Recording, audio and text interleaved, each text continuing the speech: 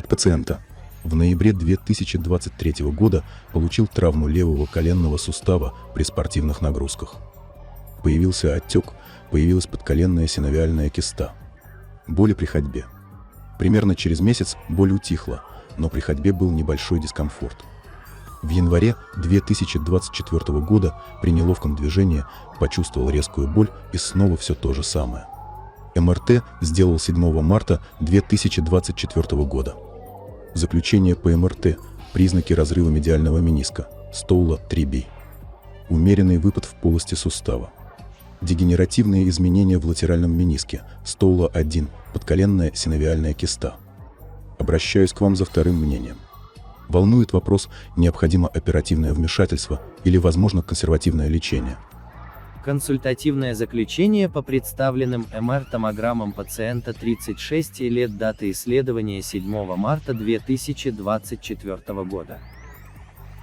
Область исследования – левый коленный сустав, свежие костно-травматические и костно-деструктивные изменения не выявлены.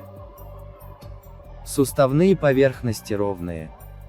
Гиалиновый хрящ суставных поверхностей прослеживается, не изменен. За надколенником, вдоль мыщелков бедренной кости и в полости сустава определяется умеренное количество свободной жидкости. Периартикулярные ткани отечны. Пателофеморальное сочленение без особенностей. Целостность медиального и латерального удерживателя надколенника сохранена. Надколенник второго типа по Вайбек. Индекс инсалсалвати 1,1. Клетчатка Гофа развита обычно, отечно. Сформирована киста Бейкера размером 16 на 7 на 32 мм. Признаки отека – разволокнение передней крестообразной связки.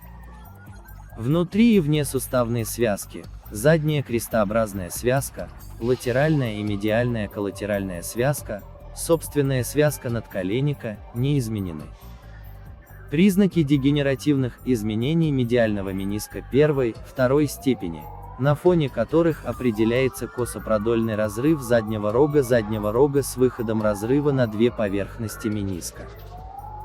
Признаки дегенеративных изменений латерального мениска первой степени, заключение, МР, признаки отека, разволокнение передней крестообразной связки, разрыва медиального мениска трип степени по Стоула, дегенеративных изменений латерального мениска первой степени, умеренно выраженного синовита, кисты Бейкера левого коленного сустава.